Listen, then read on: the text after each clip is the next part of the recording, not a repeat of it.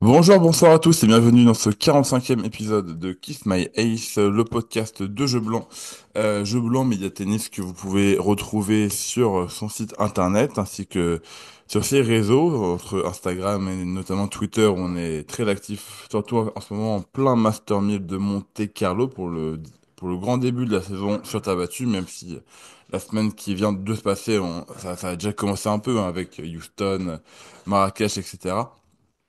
Mais bon, là, on rentre dans le sérieux avec Monte Carlo, le premier Master 1000 sur Terre, sur qui on va faire nos petits pronos, même si certains matchs ont déjà eu lieu, ils n'ont pas non plus un gros impact sur nos pronos, parce qu'on va les commencer qu'à partir des quarts de finale. Et pour le moment, il n'y a pas eu tant de grosses surprises que ça. Donc, ça n'affecte pas pour le moment nos pronostics. Pour pronostiquer, je ne serai pas seul, évidemment. Je serai accompagné de ce bon vieux PH. Comment ça va, PH? Eh ben ça va, bonjour à tous, bonsoir à tous, ça dépend quand vous écouterez ça. On est très excités puisque c'est le début de la meilleure période de la saison, la tournée sur terre battue. Donc hâte de donner des pronostics qui seront évidemment foireux, mais ils auront au moins le mérite d'exister. Exactement. De toute manière, c'est un peu une habitude ici, hein. De temps en temps, on a des éclairs de génie, mais globalement, je pense que si on fait notre ratio depuis un an, enfin depuis plus d'un an, alors on est un peu dans le négatif, mais de temps en temps, on s'en sort quand même pas trop mal. On dit pas que des conneries non plus ici. Eh bien, sans plus attendre, on va commencer avec le premier quart en haut, où dans les gros noms, nous retrouvons Zverev, Tsitsipas, qui est tenant du titre ici, qui a gagné 3 des 4 derniers Monte Carlo. On retrouve aussi Rune, Musetti, Lehečka, Berrettini, enfin, une partie de tableau, un premier quart assez relevé. PH, je te lance tout de suite. Qui as-tu dans ce premier quart, hein? Tu peux aussi, enfin, tu peux nous le donner dans le détail si tu veux, ou si tu vois des deuxième ou troisième tours un peu plus compliqués pour tes quarts de finalistes. Alors on va partir sur Alexander Zverev contre Holger Rune, Ok, qui laisserait présager d'une première surprise, c'est-à-dire Tsitsipas qui sortirait avant les quarts de finale. bien sûr. Donc voilà, toujours énormément de foi en mon petit Holger, même si des fois il me déçoit un peu, mais sur terre et particulièrement à Monte-Carlo, il a déjà été plusieurs fois très très bon. Zverev, même si je le tacle à longueur de semaine sur ce podcast, je pense qu'il passera son huitième de tableau, si on peut dire ça comme ça. Donc voilà, Zverev contre Holger Rune de mon côté sur ce premier quart de finale. Très bien. Et ben ça commence fort parce que moi je suis pas du tout d'accord avec toi parce que j'ai aucun des deux. Évidemment. Parce Ah que ouais, ah bah oui, moi j'ai un Musiti Tsitsipas en quart. ok. Parce que, alors, à l'heure où on enregistre, Musetti vient de se sortir de son match contre Bou en 3-7, mais je l'avais déjà mis bien avant ça. Mais c'est vrai que j'ai un peu flippé parce que avant que l'émission commence, je me suis dit que j'ai déjà un prono foireux. Mais c'est bon, l'Italien a fait le travail. Mais oui, dans cette partie-là, moi déjà je vois un huitième 100% made in Italy, parce que je pense que Berrettini va battre Zverev au second tour. Et du coup, ça nous donnerait un Musetti Berrettini en huitième. Non, si, huitième. Bien que le Musetti LHK va être très sympa à voir. Mais du coup, Musiti se sortirait de là euh, par sa faculté à être très bon sur terre, nous l'a vraiment rappelé l'année dernière où il était sur une dynamique énormissime. Là, même s'il a fait un premier trimestre 2025 assez discret, sur Terre, je lui fais toujours confiance pour sortir des gros noms. Et comme sur les 8 premiers noms du tableau, c'est soit des joueurs non spécialistes de terre ou de retour de blessure ou pas en confiance. Je me dis qu'il y a vraiment une carte à jouer pour Musetti. Et derrière, j'ai longtemps hésité entre Tsitsipas et Rune, hein. D'ailleurs, ça reste mon huitième. Et c'était vraiment 50-50 et je me suis dit que l'avantage entre guillemets maison dans le sens où s'il y a bien un tournoi où Tsitsipas se plaît et a des gros résultats, c'est bien à Monte Carlo. Donc Et le côté très incertain qu'on a toujours avec Runeux me fait pencher pour Tsitsipas, même si je pense que le Tsitsipas Runeux sera, enfin, est potentiellement le match du tournoi ou l'un des. Et donc du coup, j'en arrive à Musetti contre Tsitsipas Donc dans ce premier cas. tu vois un accident industriel d'entrée pour Zverev, du coup, Ah, moi, je pense qui est très attendu sur Terre cette année. bien sûr, Peut-être plus que les autres années. mais là, il m'a pas rassuré du tout. Ce qu'on a un peu vu, parce qu'il a quand même fait la saison sud-américaine, où à Buenos Aires et à Rio, ça s'est pas bien passé. Et donc là, enfin, dans mon tableau, je le fais perdre contre Berrettini dès le deuxième tour. Mais en soi, même s'il passe Berrettini qui joue un Musetti en huitième, je pense que C'est Lorenzo a pas toutes ses cadeau. chances, hein.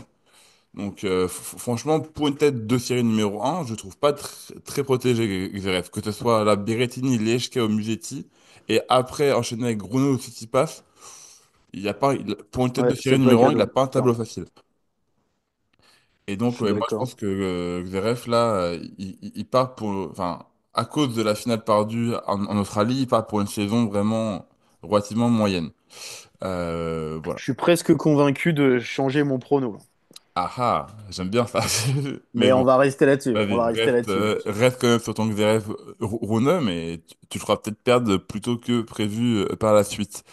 Mais bon, on verra ça plus tard. On enchaîne avec le deuxième quart de finale. Enfin, le deuxième quart de tableau où nous retrouvons chez les gros noms Djokovic, Medvedev, Deminor, Dimitrov. On a du Baez sur terre toujours dangereux. On a du Matchak. Voilà. Et pour les résultats qu'on a déjà eu dans cette partie de tableau, on a Tabilo qui a battu Wawrinka et qui nous prive d'un affrontement contre Djoko, enfin entre Wawrinka et Djoko, je veux dire, il y a Vachereau qui a enfin, après sa 15e wildcard, enfin gagné un match chez lui, je trouve. Il y a Müller qui est passé il y a quelques minutes, alors on enregistre contre Hugo Carabelli. Et actuellement, Medvedev mène 5-1 30-A contre Kachanov au premier set. Donc on aura peut-être le résultat d'ici la fin du podcast. Mais voilà, Medvedev est pour le moment en bonne passe pour passer.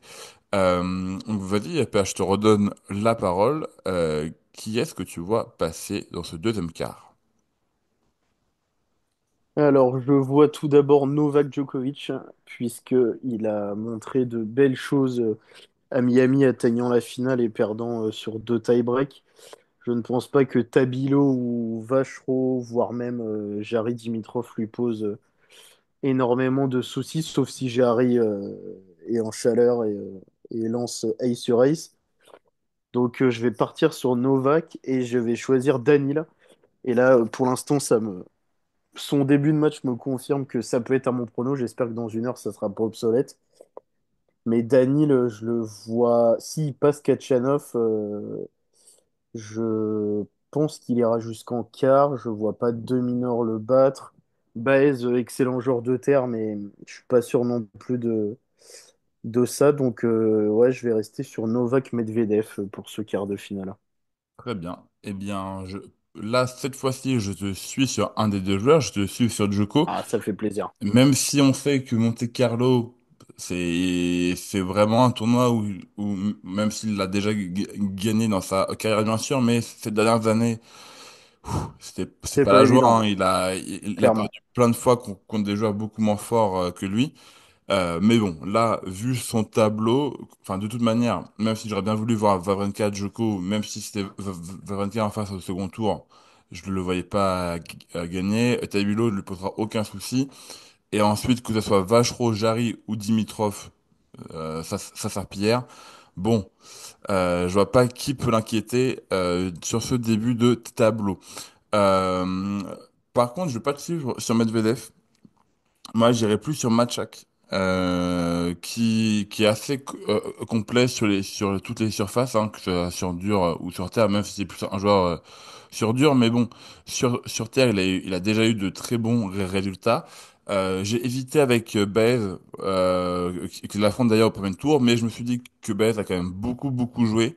Ces derniers temps, il joue quasiment toutes les semaines, que ce soit en Amérique du Sud ou même la semaine dernière. Il était à Je Bucarest vois ce où que il va tu veux jusqu'en dire. finale et il perd contre Koboli. Mais ça fait quand même beaucoup de matchs à suivre et j'ai peur que physiquement ça flanche un peu, même s'il a un physique hors norme, hein, mais j'ai, c'est ce qui m'a fait pencher vers Matchak.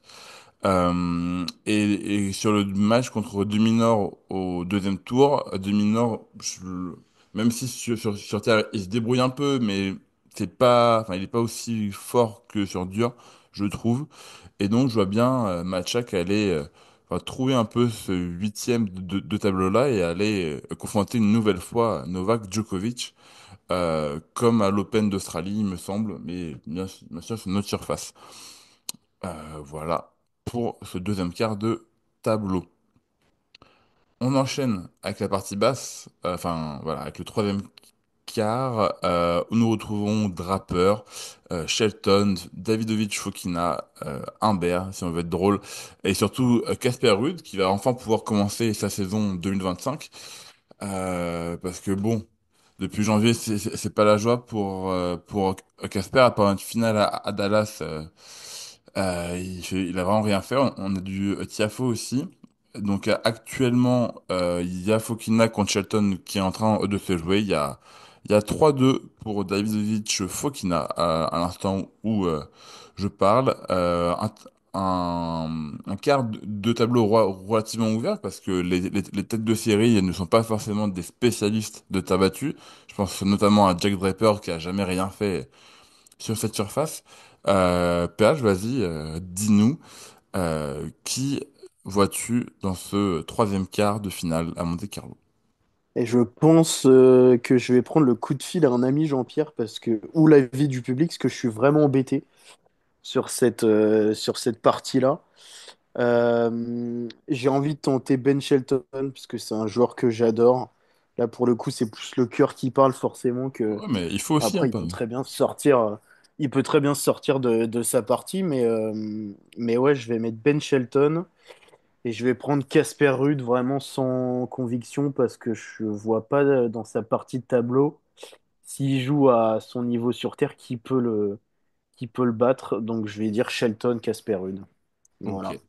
Eh bien, on a un prono qui est très très proche parce que je te suis complètement sur Rude, hein. Je vois pas qui peut le sortir sur Terre dans sa partie. Et après, je te suis pas sur Shelton parce que moi je vais sur Davidovich Fokina, donc un de nous deux qui aura faux d'ici une heure et demie, Très peu de temps. après ce premier tour. Mais c'est vrai que quand j'ai regardé, je me suis dit Draper, c'est pas un spécialiste de terre, Giron ou Chapovalov, c'est trop faible, trop fébrile par rapport à eux. Etcheverry, ça peut être piège, mais il est pas dans une grande forme. Et donc, je me suis rabattu sur ce match-là et sur un choc hein, entre Davidovich Fukina et Shelton dès le premier tour. Mais c'est l'avantage d'avoir des Master 1000 sur une semaine. Hein. Au moins, on a des grands matchs d'entrée. Mais donc, du coup, moi, je suis plus parti sur l'Espagnol, qui, je trouve, a plus de références sur ta battue. Et en soi, c'est un peu un 50-50, hein, ce match-là d'entrée et vu l'état de confiance assez similaire dans lequel ils sont, c'est un peu un 50-50 et j'ai décidé de faire confiance à l'Espagnol mais si Shelton passe, ce sera pas non plus une énorme surprise. Bah, juste faire un choix, j'ai fait le mien. Mais bon, si c'est un Shelton Rude, ça me va aussi très bien et ça peut totalement se produire. On passe à la dernière partie qui, pour le coup, est assez relevée, puisqu'on retrouve Alcaraz, Rublev, qui a été champion en 2023.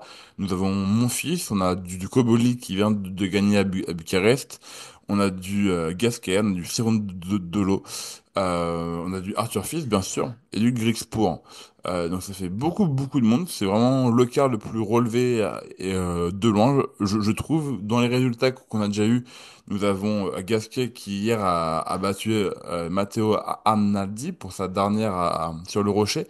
Nous avons aussi Monfils qui a battu Marozan il y a quelques heures au moment où on enregistre. Il fera face à Rublev au second tour. Et Félix Auger-Aliassime qui a déjà pris la porte contre Altmaier, hein, toujours piège ce joueur sur terre battue. Donc voilà, pour les résultats qu'on connaît déjà, après je sais pas toi, mais moi ça n'a pas affecté du tout mon prono, mais je vais d'abord laisser dire le tien. Alors, je vois déjà un troisième tour Arthur Fils contre Gaël Monfils. Oui, moi aussi je l'ai, Euh, ça fait plaisir. voilà. Donc, je sais pas si on aura le même vainqueur, mais je vais faire passer Arthur Fils. Oui, je te suis aussi. Euh, il sera donc en quart chez moi. Et il sera opposé à Alcaraz. Alors, Alcaraz, on voit ce qu'il fait récemment. Il a tendance à être très irrégulier. Il peut totalement avoir un accident industriel au deuxième tour contre Cerundolo. Mais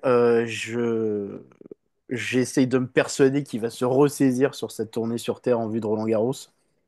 Surtout que c'est un tournoi, je crois, où il n'a pas été très loin, le peu de fois où il était là, il Ah, me semble. il me semble qu'il a joué qu'une fois, je crois en 2022, si je me trompe pas, je vais aller vérifier ça.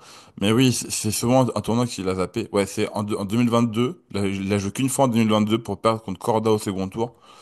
Donc bon, Ouais, et puis 2022, on est sur sa première grosse saison, c'est ça. donc il y a circonstances atténuantes. Donc ouais, Ouais. Alcaraz fils, du coup. Ouais, et ben moi Ça peut être très cool d'ailleurs. ah oui, mais là on a eu trois désaccords, mais là je te suis complètement. Ah, Déjà ça me fait plaisir. Je sur le t'accueille quart, à là on bras se ouverts. retrouve. On se retrouve déjà pour le quart ensemble entre Fils et Alcaraz. Et aussi pour ce qui se passe avant, je suis totalement d'accord que pour moi mon fils va faire l'exploit entre guillemets de Bad Rublev, euh, porté par un public fou. Je pense que Fils va s'en sortir parce que Grosbourg, il fait finale à Marrakech, à mon avis, il va être un peu crevé. S'il passe au second tour, il a Koboli qui lui a gagné à Bucarest. Et on sait que souvent, en plus, c'était son premier titre. Et souvent, gagner un titre, le tournoi suivant, tu pars très tôt. Et donc, Fils a vraiment un début de tournoi vraiment prenable, contre des joueurs qui ont beaucoup joué ces derniers temps. Et donc, on se retrouverait avec le premier Fils, mon fils, qui serait exceptionnel pour le spectacle qu'on pourrait avoir. Mais je pense que mon fils laissera trop de plumes contre Rublev. Déjà que là, il a fait 3-7 contre Marozan. Donc je pense que fils à la jeunesse et à la fraîcheur physique passe. Et en bas, je te rejoins, hein. Je pense que Alcaraz peut avoir un gros match contre Cerundolo.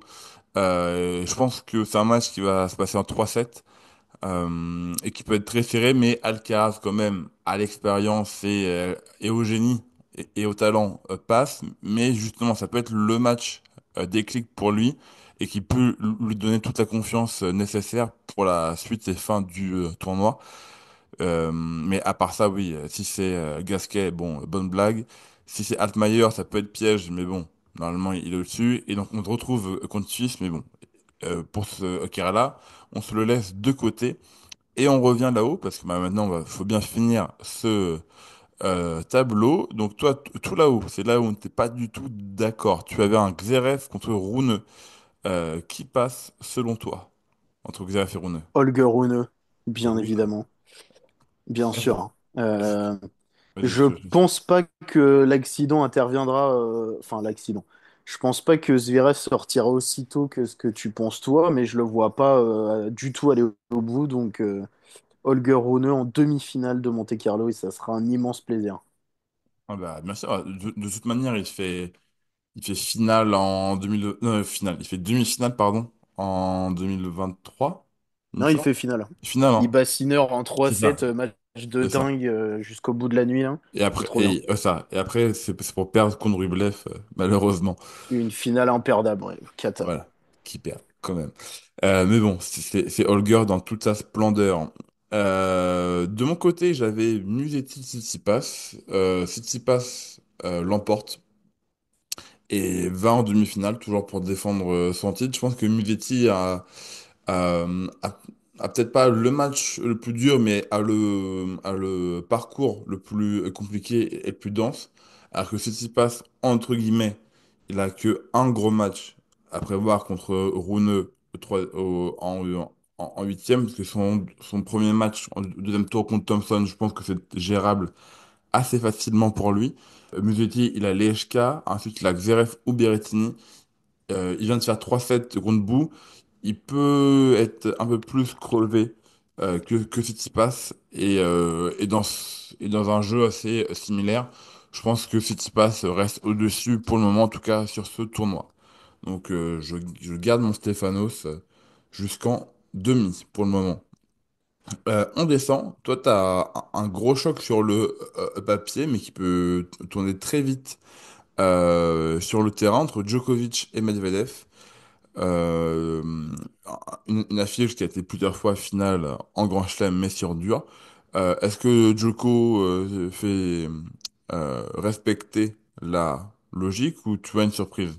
La logique soit respectée puisque c'est Novak Djokovic qui rejoindra Holger Rune en demi-finale de mon côté. Ok. Et Je pense il a trop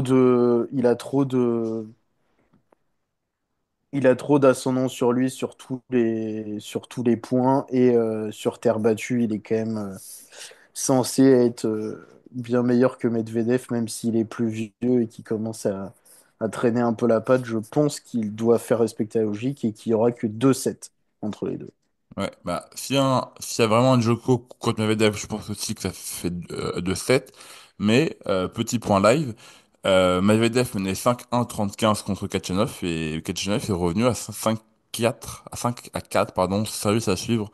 Donc déjà pour Medvedev, son premier tour n'est déjà pas simple et pourrait peut-être être le seul match de son tournoi. On vous fera le petit fil rouge jusqu'à la fin. De mon côté, moi j'avais Djoko contre Matchak. Je l'ai dit un peu plus tôt, Djokovic et Monte Carlo ces dernières années, c'est pas la joie niveau résultat. Il y a eu beaucoup de surprises et contrairement à l'Open d'Australie, cette fois je pense que Matchak va battre Djoko et se qualifier en demi-finale. Il fera la surprise comme il me semble à Genève l'année dernière, au contexte totalement différent évidemment. Mais dans mes souvenirs, Matchak avait battu Djoko, c'est ça, en 3-7 en demi à Genève. Euh, et donc sur Terre, Matchak est loin d'être nul. Et je pense, vu un peu la dynamique et ce qui se passe ces dernières années entre Djoko et Monte Carlo, qu'une surprise n'est pas à exclure. Et je vois bien Matchak la faire. Enfin, il a le bon profil euh, pour la faire. Donc voilà, Donc là, moi j'ai une demi-finale si tu passes Matchak. donc là, mouillez-vous bien la nuque, celles et ceux qui écoutent le podcast. Pour Auguste, on est passé pas loin d'une demi-finale. Moussetti-Marac, qui aurait été, mais alors, Oui, impronosticable, je pense, oui. Bah en soi, oui, même encore maintenant, quoi. Ça ça, paraît fou. ça paraît fou, et en soi, dans mon tableau, c'est possible. Mais je garde mon Tsitsipas quand même, on va dire, entre guillemets, en gros nom, en superstar, même si son nom commence à lasser de plus en plus les gens, vu ses résultats qui déclinent. Mais bon, à Monte Carlo, toujours mettre une petite pièce sur Tsitsipas, ça mange pas de pain. Donc là, ouais, on se retrouve déjà avec une première demi-finale qui n'a rien à voir, parce que de mon côté, j'ai Tsitsipas contre Matchak, et toi, tu as Runo Djokovic. Donc, on a quatre joueurs totalement différents. En bas, tu avais Ben Shelton contre Casper Ruud. Ben Shelton qui actuellement est mené 5-3 au premier set contre Fokina. À l'instant, on enregistre. Mais bon, c'est pas du tout fini. On connaît Davidovich Fokina quand il faut conclure, ça peut mouiller un peu. Donc Shelton n'est pas du tout encore sorti. Donc si Shelton passe et qu'il se retrouve bien contre Casper Ruud, qui vois-tu passer PH? À mon grand regret, je vois passer Casper Ruud, puisque je pense que Ben a encore du mal à cadrer son jeu, donc il peut y avoir des phases où c'est un ovni et des phases où il fait beaucoup de fautes directes. Je Mm. pense que Casper Ruud a plus le profil pour pas cadenasser le jeu, mais faire en sorte que il joue à sa main, qu'il soit maître de l'échange et qu'il soit maître des moments importants. Et il a plus d'expérience aussi, donc je vais partir prime à l'expérience, je vais partir sur Casper Ruud en Ok. demi. Et ben moi, même s'il affronte Davidovich Fokina de mon tableau, Rude s'en sort aussi. Il passe en demi-finale, juste parce que plus de repères, plus comment dire, de de palmarès ou d'état de fait ou de certitude sur ta battu côté Rude que Fokina. Donc oui, pour moi, Davidovich Fokina est trop inconstant pour pouvoir battre Rude comme ça sur Terre en Master 1000. Je le pense pas. Donc je vois aussi Casper Ruud passer. Et pour l'affronter, nous avons tous les deux Fils contre Alcaraz. Alors, PH, est-ce que pour toi, Arthur Fils fait l'exploit, peut-être son plus bel exploit en carrière en battant Carlos Alcaraz en Master 1000, ou est-ce que Alcaraz reste trop fort pour le moment pour Arthur et le bat facilement? Alors jusqu'ici, cette saison, le plafond d'Arthur Fils en Masters 1000 est un quart de finale. Et il va rester encore un quart de finale, au moins une semaine de plus, puisque je vois Carlos Alcaraz se qualifier. Je pense que la marche sera un peu haute encore pour Arthur et que si Alcaraz est arrivé en quart, c'est qu'il se sera remis la tête à l'endroit et que visiblement, il n'y aura pas eu trop de matchs à accident. Donc voilà, Carlos Alcaraz sera au rendez-vous des demi et Arthur va devoir patienter encore un peu pour atteindre sa première demi en Masters 1000. Ouais, malheureusement pour notre français, je te suis aussi. Ouais, pour le moment, Fils est encore trop irrégulier au sein du même match. Il n'arrive pas à se canaliser assez, à se concentrer assez. Et contre un adversaire comme Alcaraz sur Terre, ça va se payer cash. Et il pourra pas lutter pour le moment. Et pour que Fils sorte Alcaraz, il faut vraiment que pendant 1 heure et demie, 2 heures, il se déconcentre pas, que tout rentre et qu'il fasse beaucoup moins de fautes que la normale. Quelque chose d'assez improbable, je pense. Ça fait trop de Euh, conditions, hein. c'est ça. Donc, on va malheureusement rester sur la logique, bien qu'on aimerait que Fils fasse l'exploit hein, et batte Alcaraz, évidemment. On supportera notre Frenchie, mais pour le moment, ça reste un, voire deux, trois étages en dessous d'Alcaraz. Ce qui nous donne une deuxième demi-finale où, pour le coup, on est d'accord entre Rude et Alcaraz. Mais bon, on va retourner là-haut sur notre désaccord. Toi, tu as une affiche entre Rune et Djokovic, une affiche qu'on a déjà vue plusieurs fois. Rune a déjà battu Djokovic, que ce soit sur dur à Bercy, tout le monde s'en souvient, ou sur terre battue à Rome en 2023, en demi-finale, oui, avant que Rune n'aille perdre contre Medvedev. Et oui, tout est vrai dans cette phrase.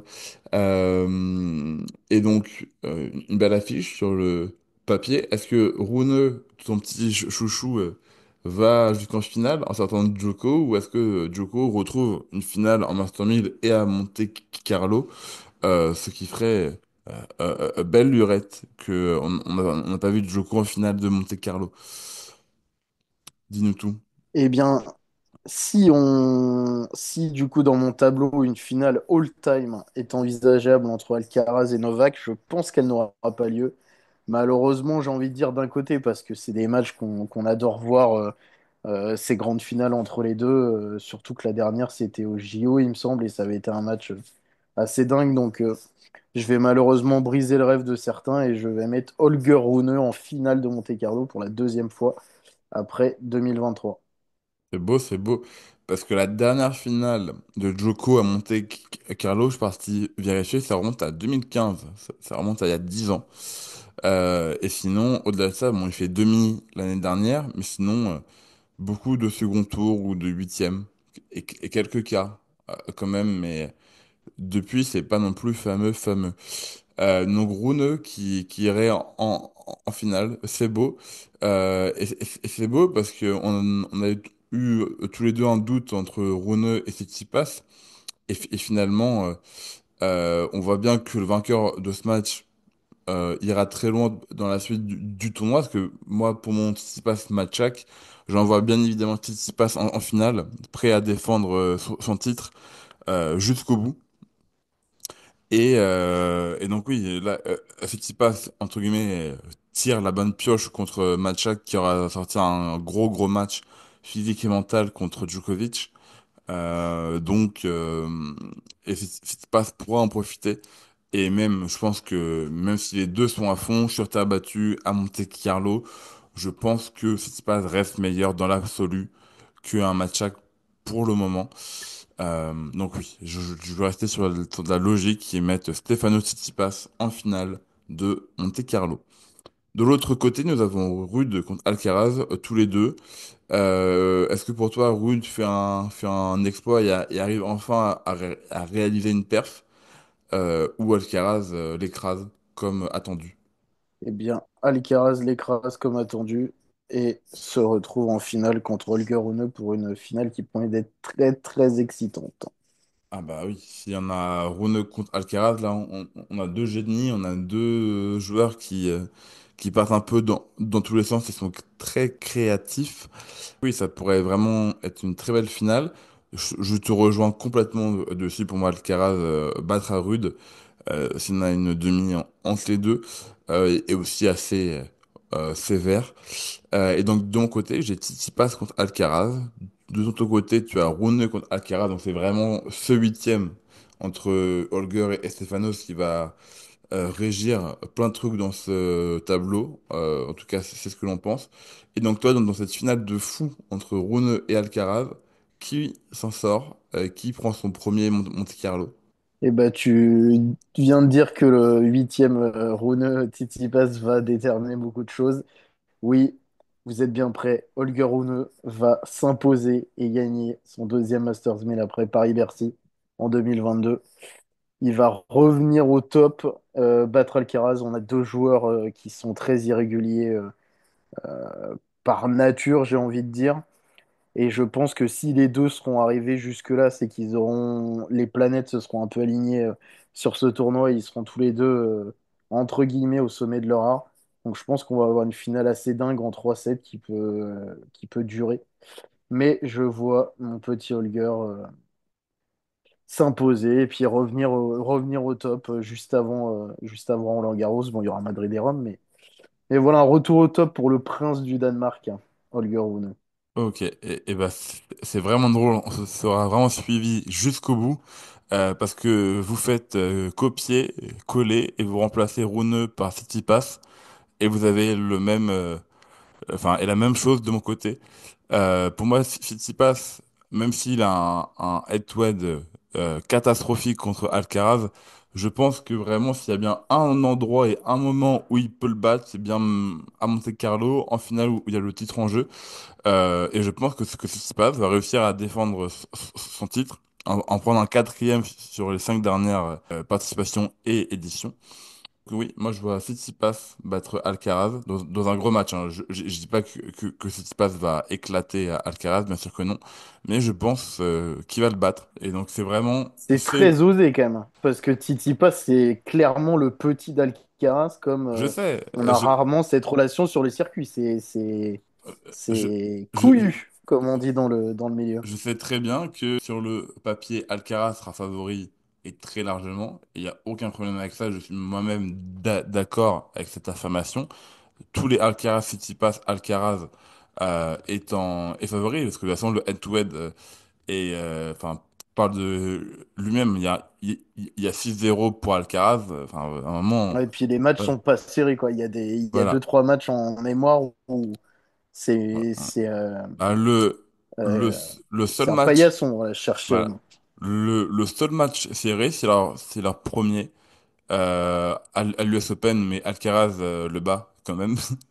En 2021, c'est un peu la naissance de Alcaraz sur le circuit. Et Clairement. il y a le quart à Barcelone en 2022 où ça fait 3-7. Mais bon, ça reste, Depuis, c'est un peu plus dur, ouais. voilà, ça reste bon. Pas très fameux, mais Alcaraz n'est pas dans une grande forme.